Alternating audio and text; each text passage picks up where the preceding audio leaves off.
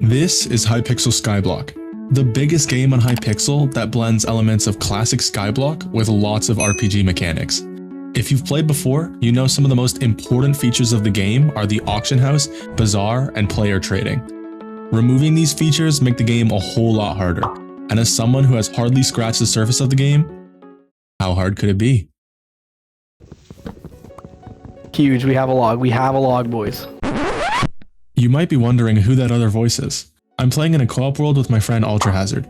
He'll be posting his own content for the Ironman challenge, so if you want to check that out, his channel will be in the description. Anyways, back onto the video. My first order in business was to get any sort of mobility, cause we can all admit that being slow is boring. So after bridging from the starting island, I immediately went over to see Jamie. He hooked me up with a rogue sword and we went our separate ways. I got the rogue sword. I'm so slow. Alright, check it out, buddy. After that, I went to the hub farm area to see a bunch of stuff get unlocked and level up, so the grind can't be that hard in the game, right?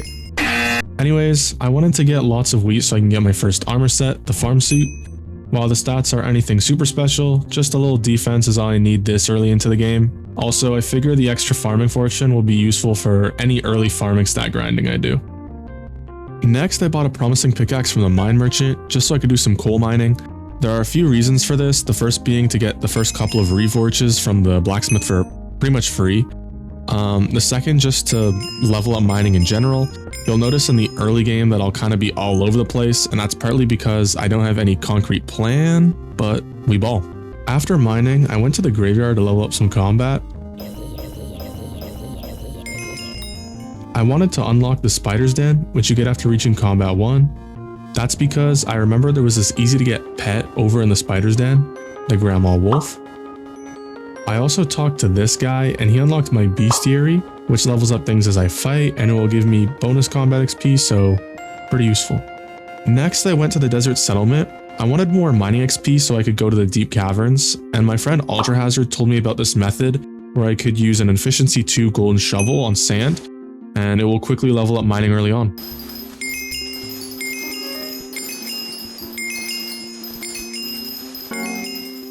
Now that I have mining 12, I can go to the deep caverns and comfortably work towards the dwarven mines, which is massive.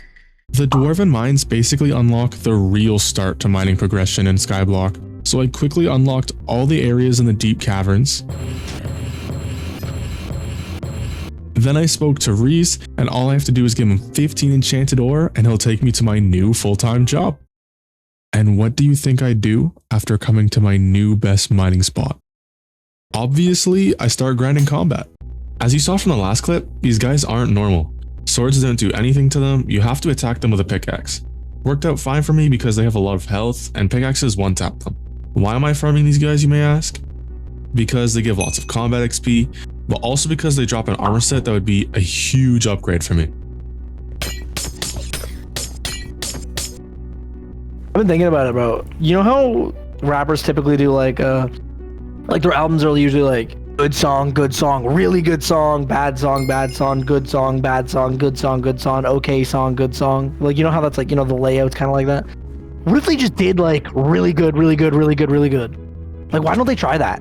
I don't know, they just gotta have some bad songs. Like sometimes there's even 15 bad songs and there's just one good song in the entire album. Like, I feel like I want to like maybe even like coin that. Like, I want to get that out there. Like, guys, let's try doing an album of just like good songs. Like, I feel like no one's tried it before. They always like, you know, make bad songs. I feel like the day that happens would be generational.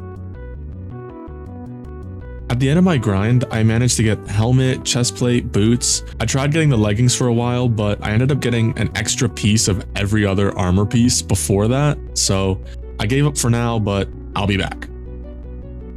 Now it's time to get a better weapon. I set my eyes on the cleaver. The stats on the cleaver aren't amazing, but the reason I picked it is because there's progression to the cleaver.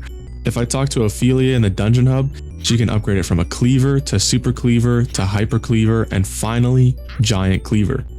For now, I upgraded to super cleaver, which is a huge upgrade already. Oh my goodness, we're in the end. So I quickly gave up on the Enderman, but I started mining these end nodes, which are pretty handy to get experience bottles and some supplies to craft the warp for the end later. Ooh, I got an Ender Gauntlet. After the encounter with the Enderman, I felt pretty weak, so I decided it was finally time to enchant my stuff. Of course, after I decided to make myself stronger, I decided to go forging instead. But hey, I had a good reason. I wanted to unlock Galatea, but to do that, I had to do the quest lines across the different forging areas. I slowly got the Park armor set after completing all the quests, and I even crafted the spruce axe and its upgraded version, the tree capitator. I also played a song on this harp, and the beat was crazy.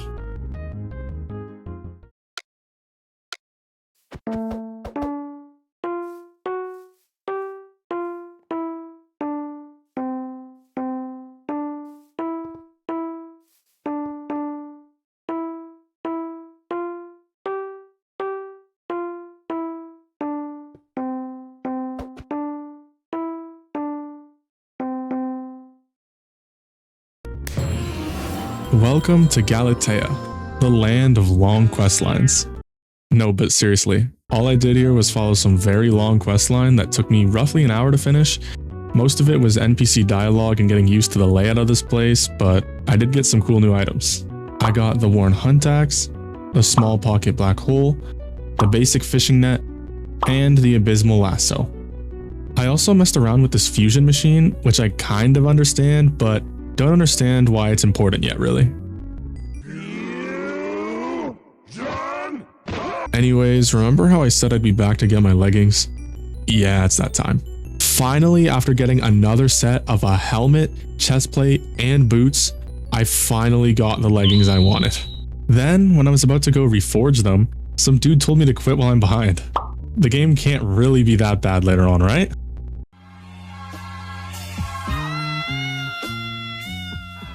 I got back to the island and Ultra Hazard left me a silverfish pet. Good friend. Anyways, I quickly leveled it up to epic at cat. Now it's time to really get started on mining. So I talked to King Redros and he gave me my first 2 commissions. He starts me off pretty easy and simple, but that's where the rabbit hole begins. After finishing my first commission, I realized that there was a passive event going on in my lobby.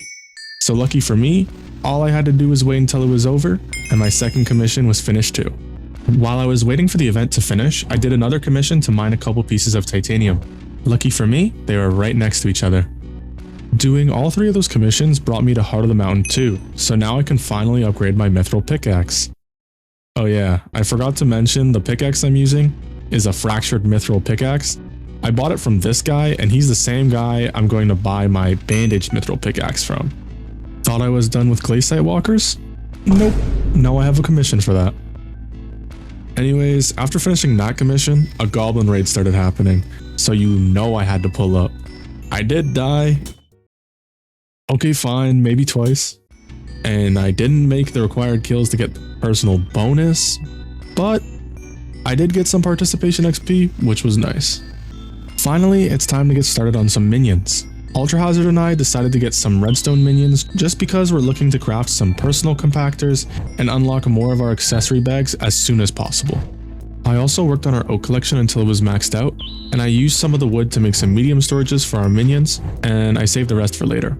This is how we set the minions up. We do want to expand, but we just wanted to quickly set something up, and we'll add on to it later. This next bit isn't my proudest moment, I'll admit, so I blame it on Ultra Hazard. We decided it was finally time to unlock the Hyper Cleaver upgrade for our Super Cleavers. You might be asking, but Stormflux, don't you need floor 3 completion for that? As you can see, Ultra Hazard invited me to a party with his good friend Icalazar. I think you know where this is going. Yes, we did get carried until floor 3, so we could unlock the Hyper Cleaver. I can confidently say to you now that this is the only carry we will ever do, and game is game. I do big damage now.